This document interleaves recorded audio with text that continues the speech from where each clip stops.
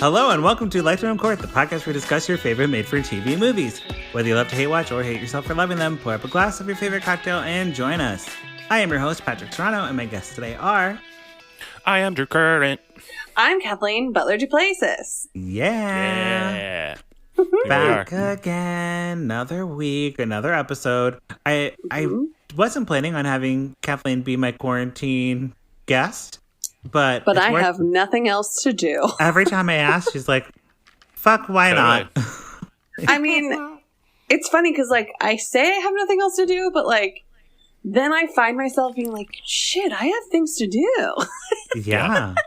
It's weird how, like, I'm working a little bit, but a lot, like, today, I don't know. It's like, this should be a little girl's dream is, like, I'm very busy today, but the things I did was write a rap song for a student at Second City and, like, record a demo for it.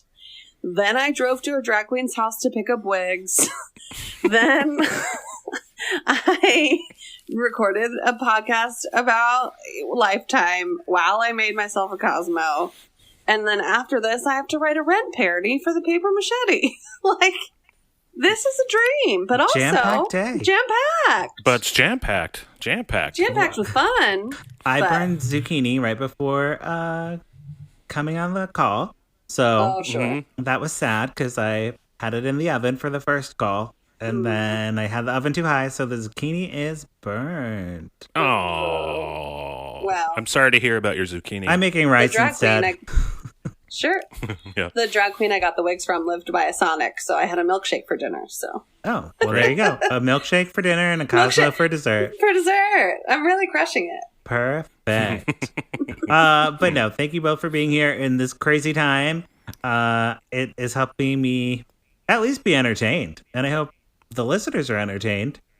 Yeah. Well. I hope, this is the time when, like, this is the podcast days. Yeah. Man. Heck yeah. You know what's I've been thinking about a lot is I feel like it's weird to me that now that all the big theaters are closed and stuff, it's weird to have the same amount of power as a huge theater institution. Because we're all on the same platform right now. Like, you're making a dumb video for yourself. Right. Like, the things I'm doing around my house are the same things that SNL did last week. I mean, they did it better, but you know what I mean? Like, we're all in the same equalized platform. Debatable. But that's the thing is, like, watching them in their homes, it's like, oh yeah, now no one has the sets and the makeup and the hair and the like, we're all... No one has the machine behind them right now. Right. And it's like a wild anarchist artistic fever dream. It's an equalizer, and now's our chance to pull ahead, you guys. Lifetime in Court. We're going to start time for the little guy. Yeah, the little guys are going to be great. Yeah. So, hey, once listeners, I do this bit with my drag queen wigs, I'm going to be famous.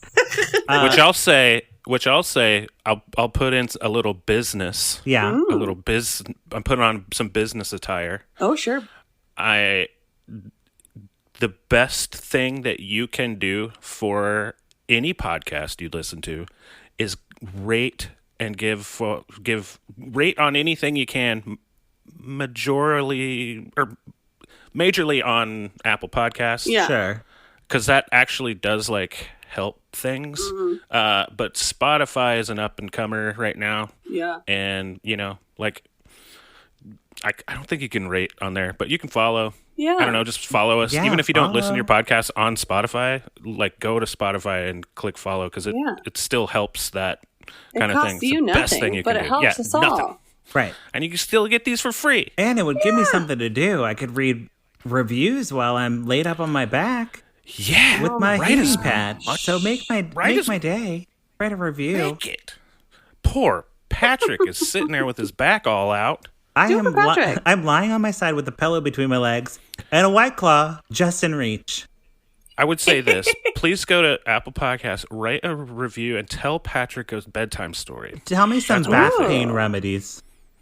Yeah. He brushed his back zucchini and hurt his back. This is the least you could do. Okay. 5 stars, back pain remedies, and then a bedtime story. Yeah. All right. So let's jump into the movie today. Business time over. Drew, you can get back to not wearing pants. Yep. Today we have a a wild movie that I literally just watched. I did too. I watched it this afternoon. Yeah. Before I went to go get my wigs. There you go. It is called A Stalker in the what, Drew? Stalker in the what? In the refrigerator. Oh, you wish. In the freezer. I don't. It's the next Stalker. one. What to? In the woods. attic. Attic, baby. You know, they probably have a stalker in the basement, so now it's stalker in the attic. Yeah. It stars Jen Landon, Joshua Close, Tara, and Redmond Van Rees. Oh, that was a lot of names. Tara, Redmond, Van Rees, and Steve Lund, Steve Hunn's evil twin. Mm-hmm. What? Steve Hunn's evil? Oh yeah, our friend Steve Hunn. Steve Lund, not Steve Hunn. Evil Steve Hunn, Steve Lund. Evil Steve Hunn. Okay. Yes. Yeah. So this came out literally yesterday. I guess when this episode comes out, it'll be a week old. It was part of a worst impressions movie marathon. Yeah. Worst impressions. Instead of first impressions, worst impressions. You gotta love Lifetime for a good pun. I don't know how long they sit in Zoom meetings right now coming up with this shit. But they're on that Zoom call like, okay, what's a common phrase? What do we call this series? My sister-in-law works for Bath & Body Works, and she's a copywriter, and so she like writes all the emails, or not all the emails, I don't know, but like part of her job is naming scents and like coming up with advertising things. And my brother is an assistant district attorney, so he's like literally fighting crime. And so now they're working at home together. And he walked in on a meeting where they were talking about scent pairings. Oh God! And he was like, they were talking about like which scents pair with each other, and like names of things. Like her job seems so. It's also like hard, and it takes a lot of work. But it's just like she was like, I just felt so silly having him walk in on a meeting about scent pairings. Different stakes. Yeah. Okay. But people need their scents, okay? Listen, and also they're doing really well because they sell hand sanitizer and soap. Oh yeah, no, that's great. Oh, that's genius. And also, 10 out of 10 recommend their little wallflower scents. That lilac can't be beat. Okay, I digress. Okay. Better Body Works. Bath and Body Works. Guys, hey, I've had too much. If they want to sponsor us, we are down for that. They should. If you rate them 5 stars, maybe they'll hear about it. And you know where you're going to find some Bath and Body Works? In your attic. In your attic where somebody's hiding there. Back. Someone's hiding there. That was you know what? That was a clunky segue. So this but movie it worked. No, I think that was a perfect segue. And this movie's so old, I can't find it on IMDb. True. There's an alternate title. Oh, sorry. Good. Yes, that's what I thought. I should have asked that. The alternate title is Within These Walls. Ooh. Which is a better title. Yeah. Yeah, that's a... I mean, I don't know. Would you have picked it? Literally, when Patrick asked me about doing this, he said, okay. Oh, because there was already a movie called that. Yeah.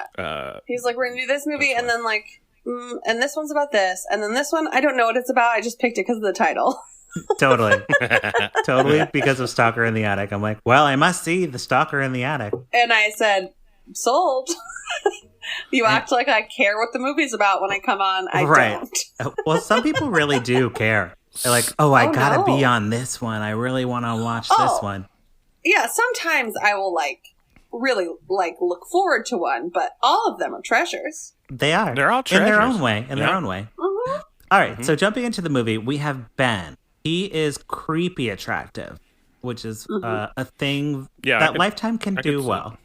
Yeah. Mm-hmm. Mm-hmm. I can see that. His styling. Do you watch? Sorry. He's got good style. He's not uggo. He's not ugly, but he's not hot. He could be. And he's not warm. Do you watch The Good Wife? Or did you watch The Good Wife? I've seen The Good Wife, yes. So there's a lawyer on there. There's not the one that she has like a love affair with. But there's the other lawyer who also played a drug dealer on Gossip Girl, and now he's on now he plays a doctor that cares about stuff in some other show. Like the young blonde one. Yeah. He has asshole face. He looks like that's why he played a drug dealer on Gossip Girl, and because he just looks like an uppity asshole. And the whole time on The Good Wife, I kept waiting for him to be that asshole, and he wasn't. That's just what his face looks like. Yeah, and he'd be perfect for one of these oh, totally creepy, because he is hot. Oh, I 10 out of 10 would bang, but I wouldn't trust him. Yeah, so you don't trust the vibe him. this Ben guy's giving off. But he's you know what? He's actually in a lot of horror movies. Oh, really? So, yeah. I could see it. I mean, he didn't. Yeah. We'll get to it, but he didn't go full villain, lifetime villain. He was more a scary. It was more horror, for sure. Yeah. So, the movie starts off. He's having a dream of him as a child being taken out of a car by the police because he was living in the car with his mom. So it actually isn't a dream. It is a flashback, I guess. Because he was evicted from the car that he lived in with his mom. And he has never had a home and blah, blah, blah. Yeah. Setting up some good old-fashioned childhood trauma at the top of a Lifetime movie. Lifetime Movie Network loves to see it. They love it. He currently lives in a house with this woman named Melanie. She has trouble sleeping also, but it's because she actually, doesn't really like Ben as her boyfriend. There's no spark. Yeah. She's also, I wrote, this woman is sexual. She's really pretty. Nothing about, she's not, acting sexually. She's just, really pretty, and there's just something behind those eyes that is really... I agree. I can agree on that one. She's gorgeous. Yeah. Well, and this is the thing with her character, too. Her whole subtext is, Ben's a bad lay, so I don't like him. Right? He's not good in bed, so I don't like him. So, and also she's very capable, and she doesn't need a man. You know what I mean? So if you aren't going to put that D down, why am I wasting my time with you? Why even? Yeah, because Mel Drew is her first husband died of I don't know, a seizure or something, an aneurysm or something like that. And they have a teenage daughter. And then she immediately started dating Ben after her husband died. And he's lives with her, and this is what she's stuck with, you know? Yeah. She's had two guys in her life. Yeah. She is very familiar, but I'm trying to figure out where you know her from. Yeah. You'll figure it out. It's a bunch of stuff. I don't know. But yeah, she's super hot. So Ben lives with her. He likes to make a home, so he checks the crossword puzzle in the morning and drinks coffee, and he as far as I can tell, he doesn't really have a job. He just fixes stuff around the house. Tinkering with things around the house. Yeah, tinkering. And he's a tinker. She seems kind of annoyed about it. She's like, this sucks.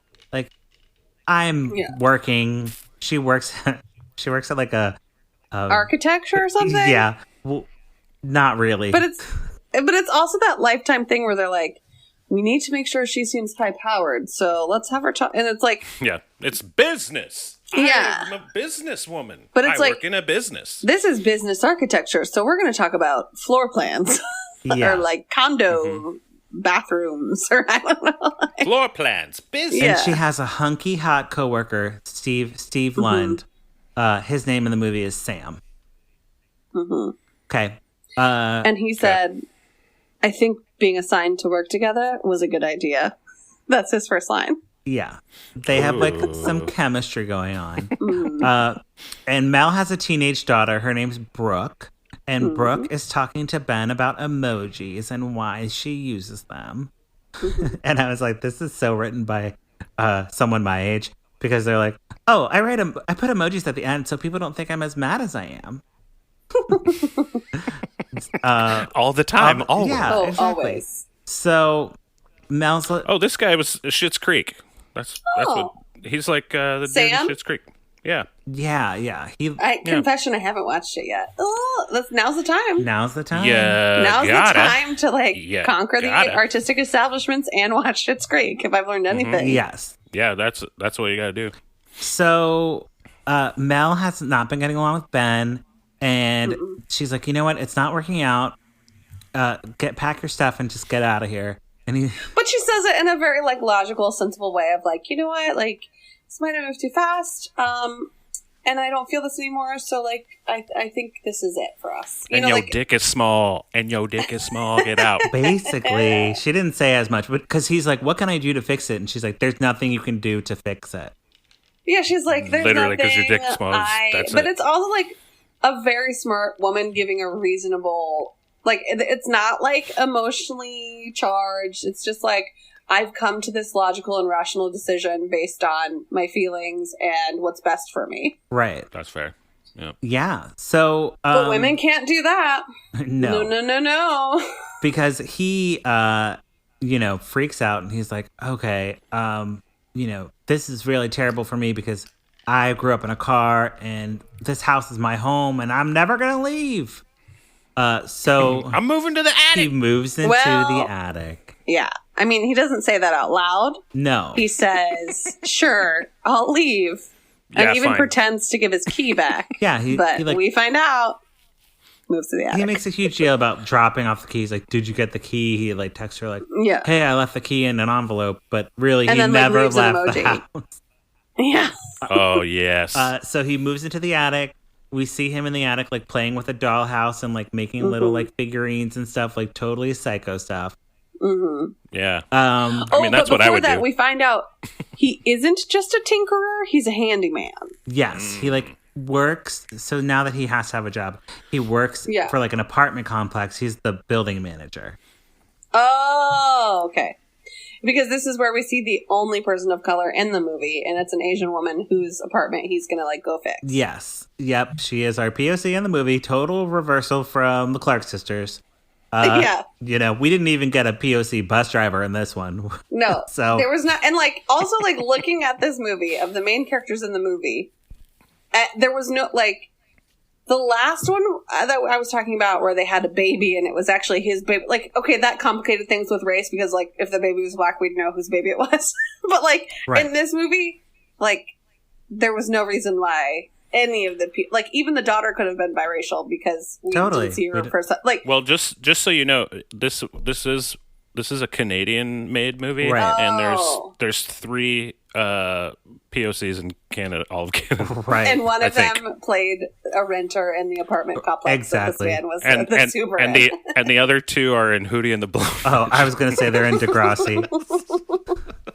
Yeah, and one is Drake. So it's the same. This is the same. Yes, and one's Drake, but he lives in the United States now. So. Yeah. So Mel is not feeling bad about this. She's like moving on. She has she's thriving, for quite her frankly. coworker. Yes, she totally is thriving. She has wine with her friend. Her friend's named Erin, and I like Erin is horny AF. Yeah, she's got bangs. Yeah. She's cool. She's everything you want in a friend. Yeah. Bangs and a listening ear. And she basically tells Mel, she's like, you know what? You have only slept with 2 men in your life. You need to become a slut. And do it up. Like, go. Mm-hmm. Don't start a relationship with Steve Lund. You should just. And they're like, isn't Steve Lund married? And she's like, separated. Exactly. She's like, I don't want to hook up with a separated man. She's like, it doesn't matter. You're not starting a relationship. You're just going to get the D. Mm-hmm. Get the D. That is all. So, Mel, of course, she still has her daughter to care about, and so she's like deflecting, like from Erin. She's like, "Oh, my daughter, and I have to take care of the house," and da da da. So she gets Carl, the neighbor, the elderly neighbor, who, if we all know the neighbor trope in a Lifetime movie, it's like they're a little too nosy, they're elderly, and they're like very, very concerned about what's going on. And as soon as I saw Carl, I was like, they have the best. Oh, sorry. Go ahead. They have the best intuition. Mm-hmm. Oh yeah. Oh, and I was the old neighbors. Yeah. He's either gonna get killed or kill the kid. Like he's either gonna solve this problem or we're not gonna see much of Carl. Right. That is correct. So, of course, Mel's like, "Can you keep an eye on the house since Ben's not here anymore? But can you do repairs and?" Can you just, keep an eye on things? And Carl's like, I got you. Because Carl's like, I haven't seen Ben around. And that's why she's like, then Mel has to spill the tea. Like, well, yeah, we broke up. But like, yes, you nosy neighbor, all up in my business. Yeah. And he's like, I bet he's in the attic. Right? Yeah. So, which I just now that we're in a quarantine and like I'm like sitting by my window to do work more, like literally during this podcast, I saw a friend of mine who lives in the neighborhood walk down, and I was like, who's that you walking with? And why is he walking so close? Are you fucking him? Like, I literally am becoming a nosy lifetime neighbor. Well, and this is what retirement will be. We will be the nosy neighbors. I can't wait. Dude, I want to know who this man is. Dude, so my place, as you know, looks over the courtyard, the whole courtyard of the entire building. Yeah. Oh, you get some comings and goings. And dude, I do mean like, comings. In a sexual way. Ooh. Like an orgasm. Like, you know, like an orgasm in sex, during sex. It's like I feel like the Jimmy Stewart in Rear Window when he's in the Hitchcock movie. Totally. Because you're just like, what do they do? I'm going to witness a murder. I think I need to watch that like very soon. That sounds like a perfect on my back movie. I've been watching all the that's a great one. But goodies. Oh, that's a great one because you're kind of in the same position where you're like, well, I can't go anywhere, but I can look at what's happening in the building. I'm going to make Sarah watch that. And maybe you'll witness a murder. Okay. So, jump me back in. Sorry, sidetracked, but, you know, whatever. Every time I do. Hey, it's good because the tangents are never not interesting. Okay, good. You know what I'm saying? If the tangents weren't interesting, then I would be like, maybe not. But no, they always are A+. Okay. A+ tangents. A+ tangents. So, Ben is like sneaking out of the attic when they're not home. Mm-hmm. So he like sneaks out of the attic. He goes downstairs. He like makes his coffee, does a crossword, like just psychotic stuff to do. Yeah. Like what if you're like living in an attic? Like not thinking at all. Like my thing was like, wouldn't you be terrified at every moment that, you know, that she's going to forget something and come back for her purse or something? You know, like... Exactly. I couldn't handle this life of crime. I couldn't handle it. Well, and it's like the coffee's going to, like, get depleted. Like, she's going to notice stuff eventually. Yeah. But this He's woman... just milling about like he owns the place. He's like, I don't give a shit. My dick is small. And what do I have to lose? Yeah. Exactly. So... Brooke comes home early from school and she almost catches Ben in his like routine, like walking around the house. But she's with a boy. They're making out on the couch, like hot and heavy. And she's cutting class. Uh-oh. And Ben just like sneaks by the couch, like just like walks right by. Yeah. Bold. Because Ben is a bold asshole. Like, earlier I wrote, apparently he had his phone on fucking vibrate. Like, you're living in the attic, that's the one thing you can hear. You know, like, he's just walking boldly through this life of crime he's chosen to live. Right. Yeah. This is what makes him not a normal lifetime villain, because he's like Michael Myers, evil. Reckless. Yeah. Oh, so he, like, he doesn't give a fuck. Okay. No. And it's not even... Because, so this whole situation could also be a comedy.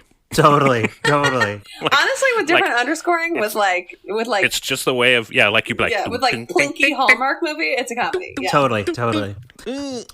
So of course the daughter and the boyfriend don't notice because they're too busy like playing tonsil hockey. They're too busy dry humping. Yeah. Mm-hmm. But then Carl comes and finds them, or like catches them, and then he tells Mel, he's like, your daughter is out there doing things. You need to be careful. Oh, because after he sneaks by, Ben like hits the smoke alarm, like the smoke detector, right? And that jolts Brooke out of action, and then Carl comes over. He comes over. Oh, the old smoke alarm cock block. Yeah. We're all familiar. Yeah, the old smoke alarm cock block. So in the attic, Ben can hear Mel and Brooke fighting, and he texts Brooke like some emojis to make her feel better because he learned about emojis. Yeah. And she sees the emojis and she's like, this is creepy. This creepy dude is texting me. Yeah. But she's kind of sad that he's not there because he's like the father figure she didn't have.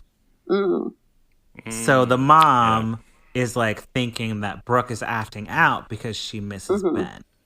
That's how that's how she justifies everything that's about to happen. And we're just going to go through the laundry list of stuff.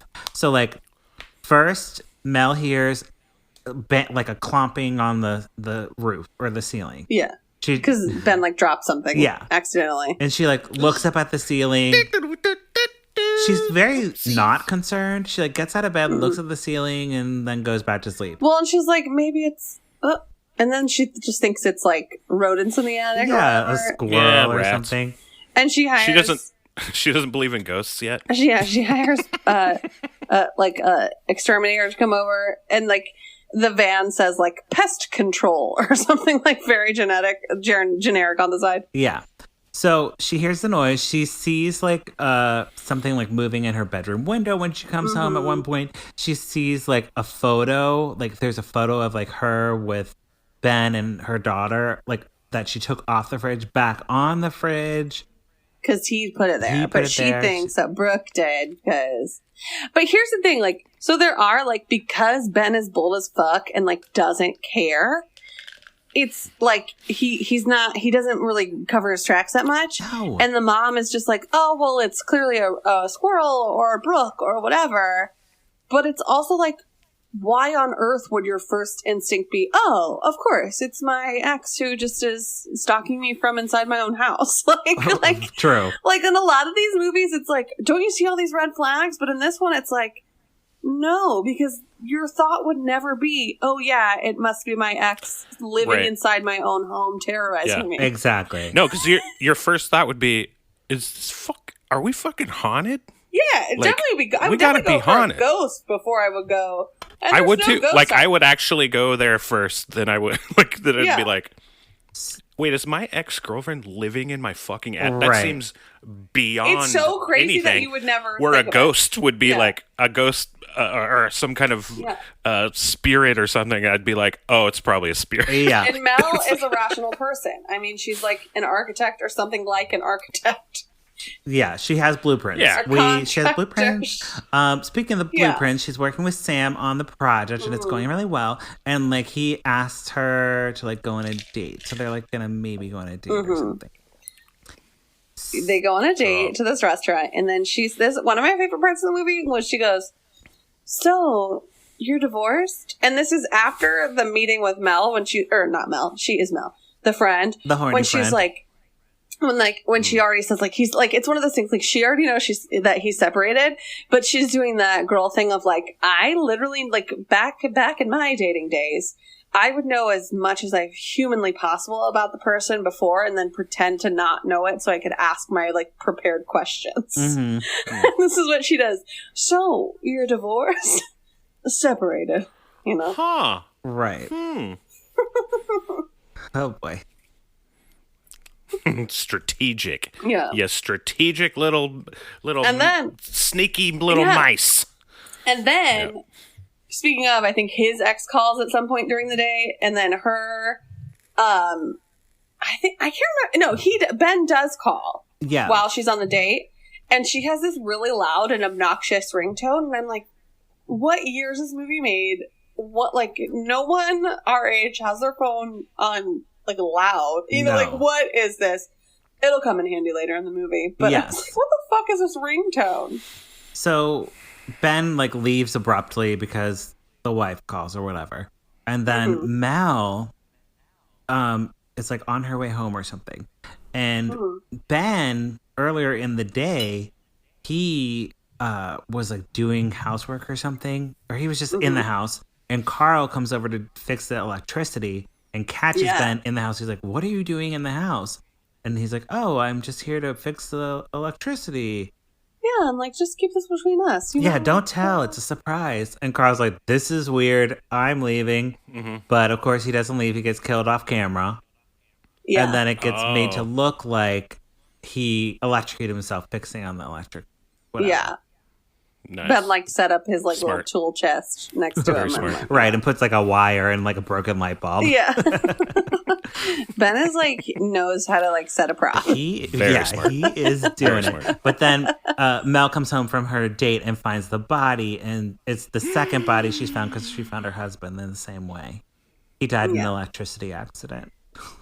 An electricity accident? I missed that part, but I'll believe that. I'm just kidding. I have no idea. But then after that, we get a boxing montage. Which I was really excited that we were going to... One of my most favorite movies in the entire world is Jennifer Lopez's classic cinematic masterpiece, Enough. Yes. And as soon as I see this boxing montage, I'm like, I cannot wait. I don't know why I was thinking, like... She is like a little, like... People packing boxes. That's what I thought. I was like, why? What is this? Yes. It's just a boxing day, because it is Canada. Yeah, I'm like, that's where my mind went. She is going to town on, like, one of those punching bags. Like, she's a punching bag. beating the shit out of the punching bag. Oh, I love those. She's like... And it has this crazy music. Performance good, babe. Yeah, and I was just like, where is this coming from? And listen, a lot of times in these movies... It's, whatever actress was once on Days of Our Lives that they picked, who has never punched anything in her life, or, like, never done whatever thing that their character is supposed to be doing. Yeah. This woman could throw some punches, my friend. I bet she probably does it. Yeah. She's a tiny little blonde girl. She's got to get it. Good form, this Mel had. Get her jams going, you know? There you go. Yeah. Like, she's attractive, tiny little blonde girl. She's got to be like... Motherfucker. For real. So, whap. The horny friend, Erin, gives Mel some sexy lingerie for her birthday. And she's like, you better get that Steve Lund D, Evil Steve Hunt's D. And she's like, oh, I couldn't possibly. But my daughter's out of town. I guess I could possibly do it. Mm-hmm. And she's like getting all ready and sexy. But also, because for her birthday, the horny friend gives her lingerie. She comes back to her apartment or to her house and sees a gift bag from Ben, and it's boxing gloves.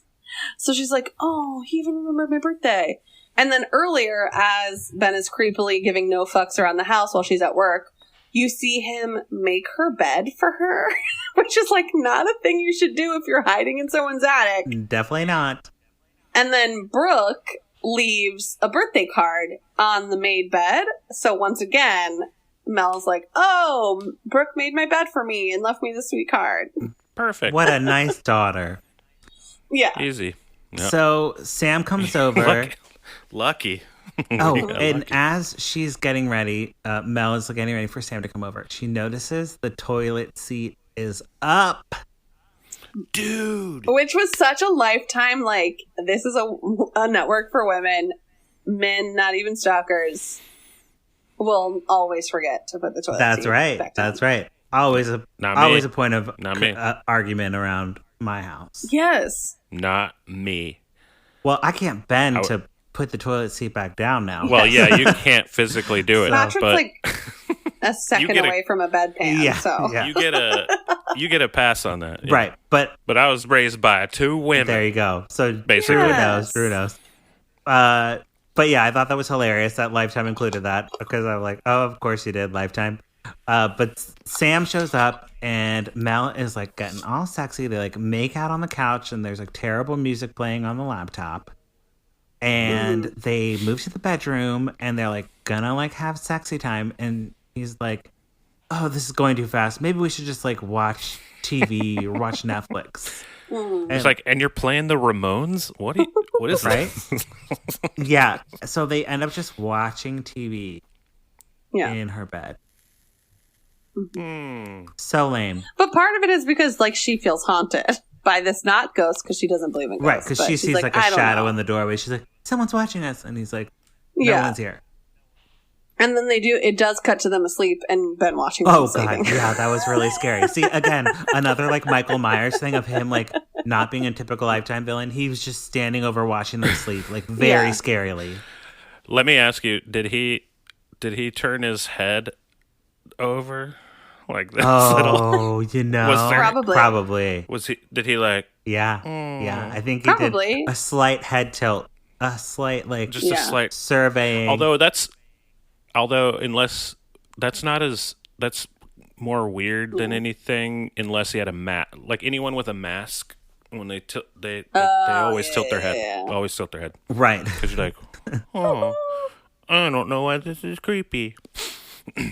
So he gets like very mad, Ben, he goes downstairs. He deletes. He like pulls up the laptop that they're playing like Jack Johnson on or whatever, and he deletes the file that they're working on. The plans for these condos. Because she's an architect lady, yeah. Yeah, so it's the only copy. The Holman Project, or whatever it's called. Like, it's like whatever, the big project at the business work architect. Business project. He takes, like, an icon on the desktop and just drags it to the trash. And then deletes the trash. And then they have the nerve to show him click on empty trash. Right. So we know it's gone. Oh, it really is gone now. So, Sam...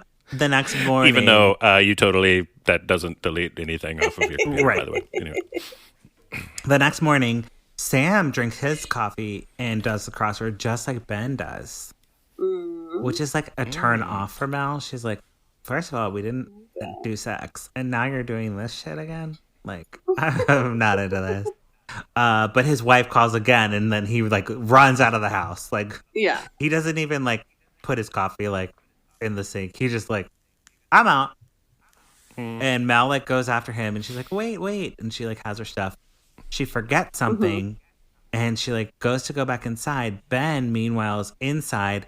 He like ripped up the newspaper, like threw the coffee because he was so mad that they were like living his life that he wanted. And Mel comes in. She's like, oh my god, I've been robbed.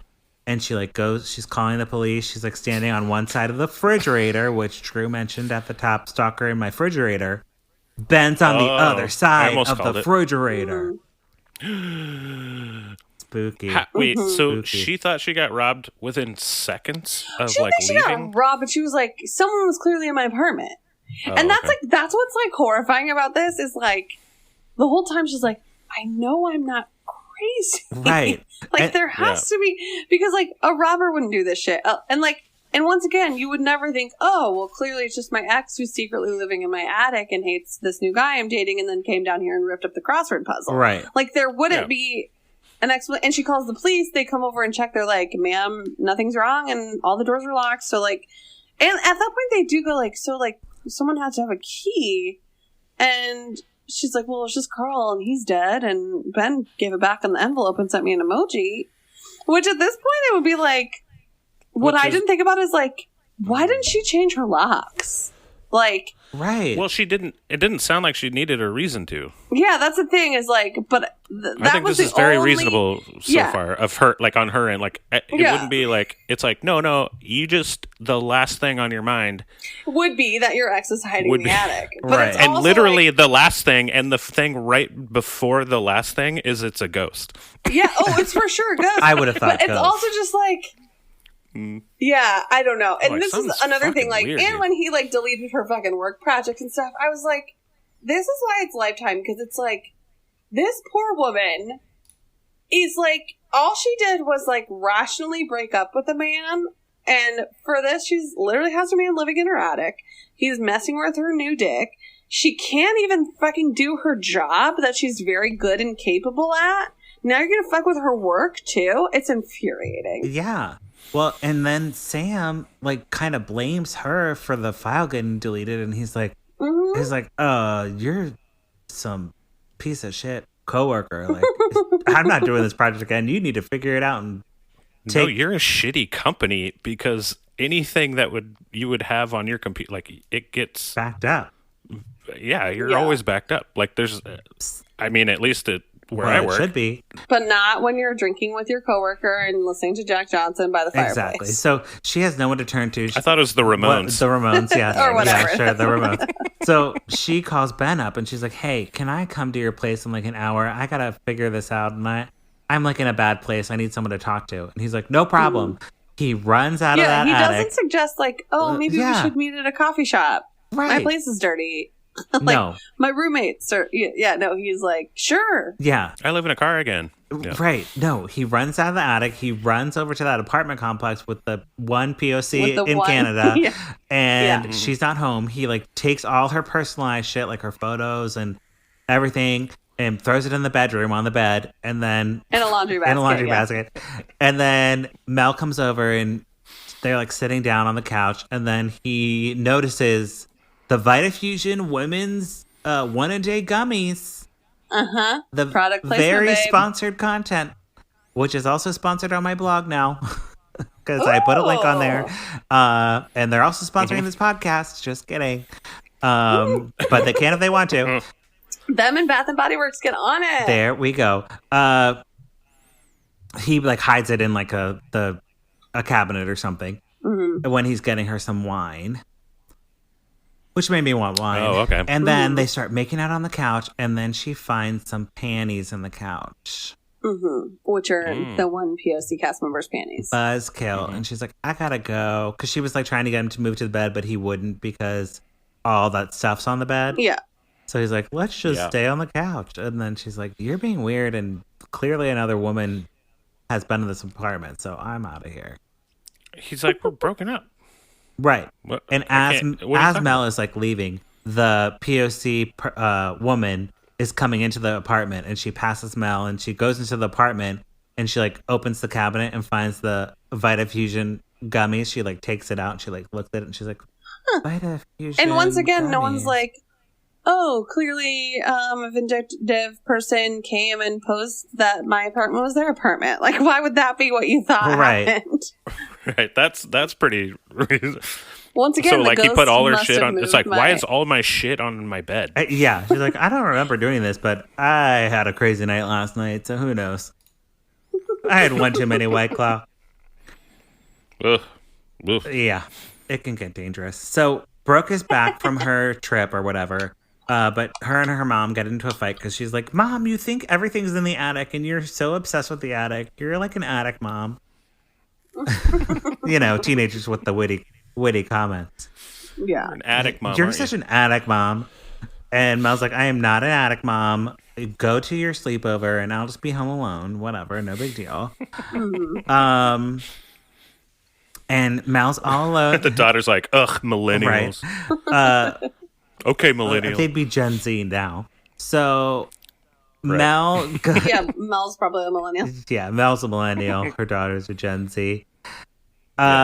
Mel gets visited by Sam, who he's like, hey, I'm sorry, I was really rude to you. Let's work on that presentation. And then they totally have sex instead. Yeah. Cool. So she finally gets her sex. That DD. Finally. Yeah. I've been waiting the whole movie. God. But they don't show it. No, they don't really. Which, quite frankly, is disappointing for all of us. We need a little bit more of the sexy times. Oh, you didn't get like a dude's back? No Shot? strong male backs this time. No thrusting? No thrusting. Okay, this is a different... But when I was a, curious adolescent, and my only, experience with sex was watching people have it on TV, on, cable TV, not even porn. Yeah. I was talking to one of my only sexually active friend, and I was like, wait, so here's the thing. I understand, how people start making out and stuff, but, at what point does everyone get under the covers? I thought that everyone had sex under the covers. Yeah, you have to get under the covers. Right. So I was just trying to come up with my own game plan of, how do people get from the makeout atop the bed to, now everyone's under the covers. Yeah. And my friend was like, no, people... you just have sex. You don't need to go under the covers. Yeah. Yeah, you could just do it. Just do it. It's you don't have TV time. Tricky. And the same friend who will not be mentioned because now I'm going to spill all her tea. But it was also so this is my first friend that ever had sex that I knew, personally, who I could ask her questions. And this friend just personally likes having sex with the lights on. And I was like, wait a minute. Not only are you not under the covers, but everyone has sex with the lights on? So you're just exposed? Yeah. Completely? And me as a teenage person who was very far away from having sex in real life was like, oh boy, how am I going to do this? I don't have the confidence for this. Lights on, no covers? What the hell? Oh man, I don't know about all this. But we don't get any of that in this movie. No, see, I brought it back. I brought it back. I tangented and then I came right there back. You go. That's all I ask. So the next morning, Sam is enjoying his morning coffee and crossword puzzle just like Ben used to. Except this coffee makes him start foaming at the mouth and choking to death. Yeah. Mm-hmm. I was waiting for that. And Mel comes and is like, look at me. Sam, Sam, look at me, for like a good 30 seconds before she calls 911. Yeah, and as she's on the phone with 911, you can see from Sam's perspective, he sees Mel in the like forefront, and then in the background is Ben just looking over, like being creepy as hell. Yeah, I loved it. So Sam gets admitted into the hospital, and when he wakes up in the hospital, he's like, he's behind you. And Mel's like, there's no one behind me. That is a nurse, and she might have a unibrow, but you better be nice to her. She can't help it. She's very busy. Her name's Olga. Yes, leave Olga alone. Okay. And anyone named like, Olga has a unibrow. Yeah, and the nurse is like, oh, yeah, that's normal. Like, sometimes when people wake up, they don't make any sense. And, like, you know, that just needs to clear a system. And, you know, and she's like, and Mel's like, I don't know. Like, no one else drinks coffee. And, like, and she's like, well, sometimes when they clean the machine, like, you'll get a chemical in there and it's like, no one's clean. And, like, but once again, your first thought would not be, oh, my vindictive ex who lives in the attic poisoned my new boyfriend. Right. Yeah. You'd still not think that. And I thought this was going to come back. It doesn't come back, Drew. No. This is the last time. This is basically the last time we see Sam. So well, we see him one more time when she comes back to the hospital and checks on him, and he's with his ex-wife and his 2 children that are surrounding him in his bed. We don't even know if he lives or dies. No, we have no clue. So that's it for Sam. So thanks. Okay, bye, Sam. Thanks, Steve Lund. Evil Steve Hunt.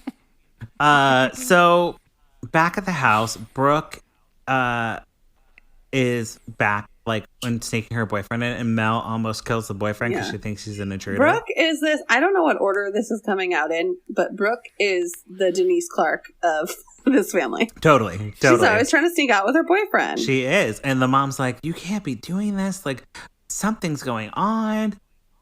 There's an attic.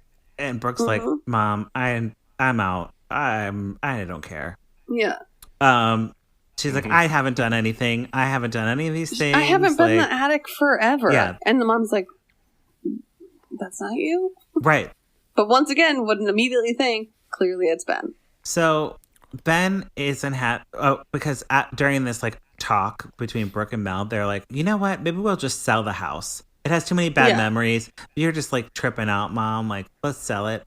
Yeah. So Ben... And honestly... I mean, it makes sense. Carl died in there. Get out of that house. Carl died in there. The dad died in there. There's a man living in the attic. It's time to sell the house. Sell the house. Yeah. It's time to get out of So, of course, the person to sell the house, Drew, is Aaron. The sassy friend.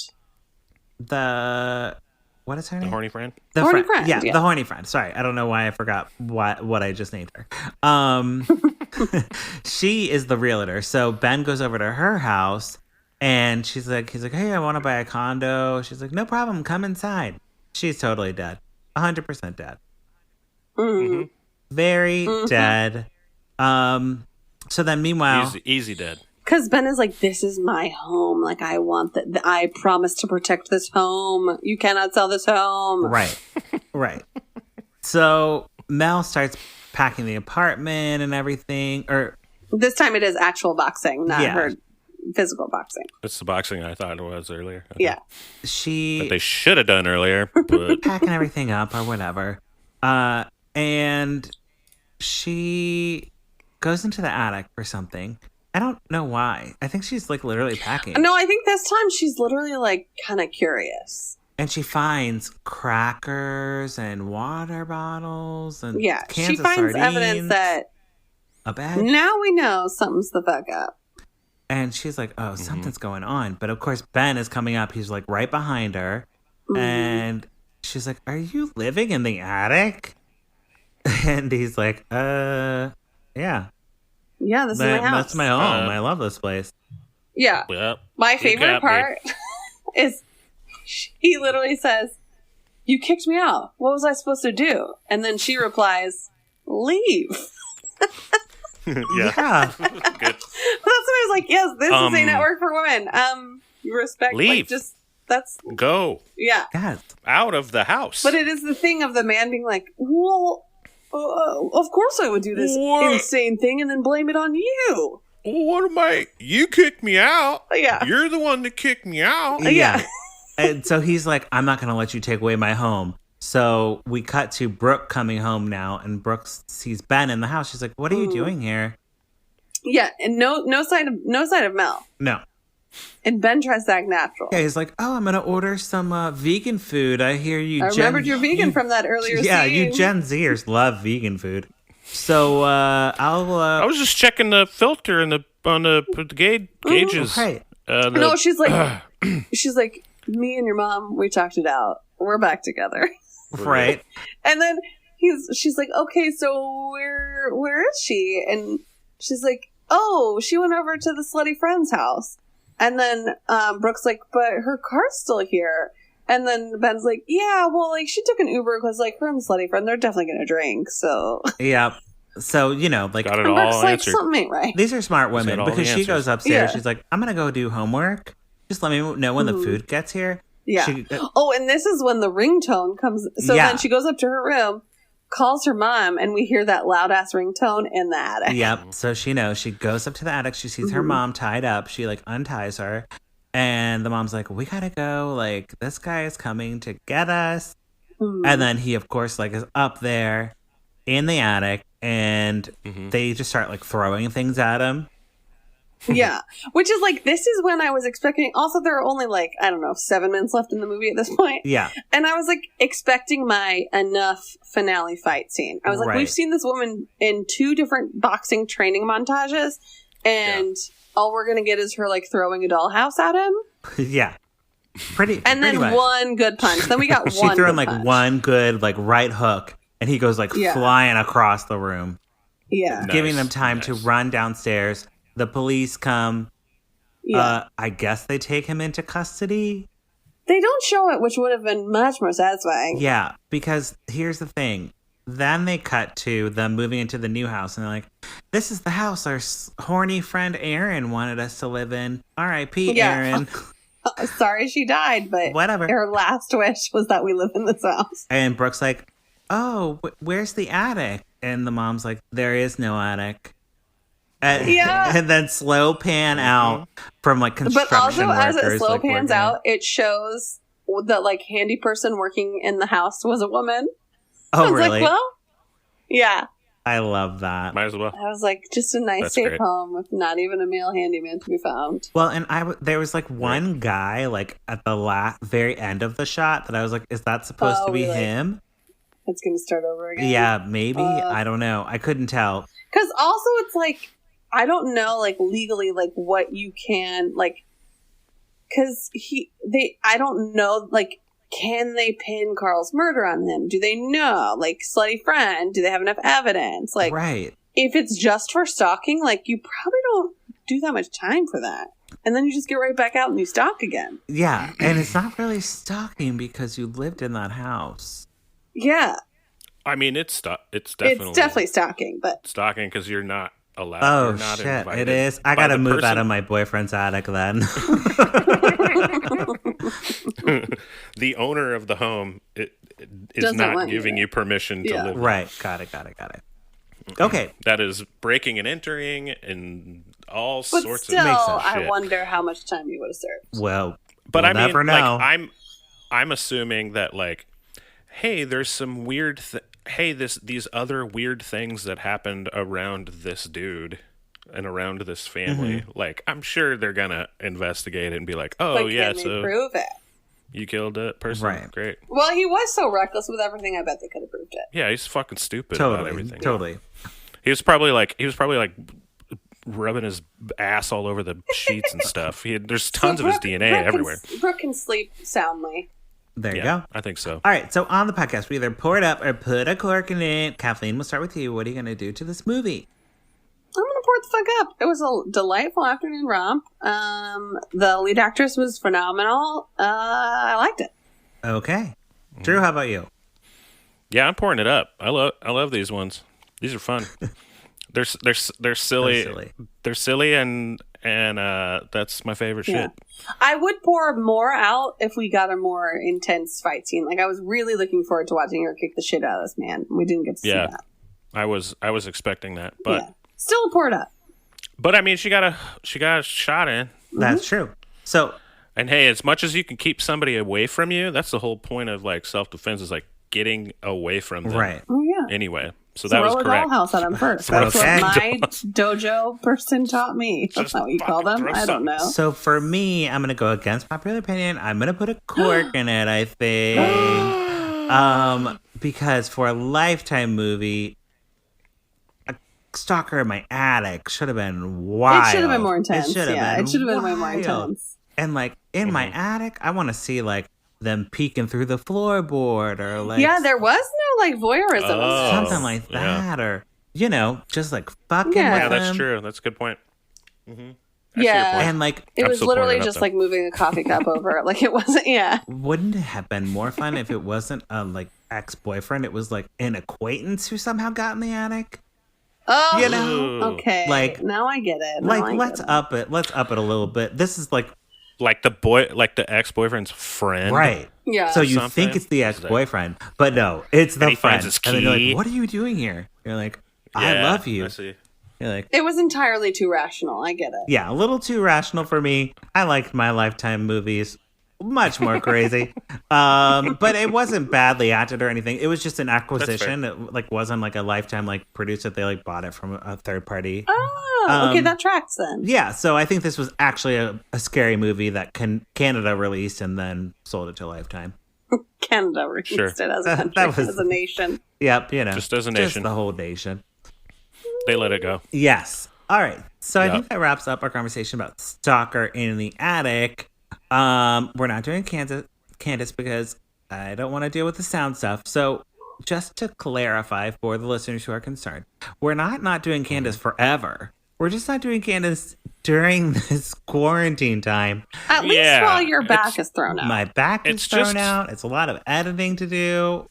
It's just hard, guys. It's hard. I thought I could pull it all up in the Zoom and we could have all this sound in the Zoom, but we've learned that Zoom is not good for sound. It's a meeting app.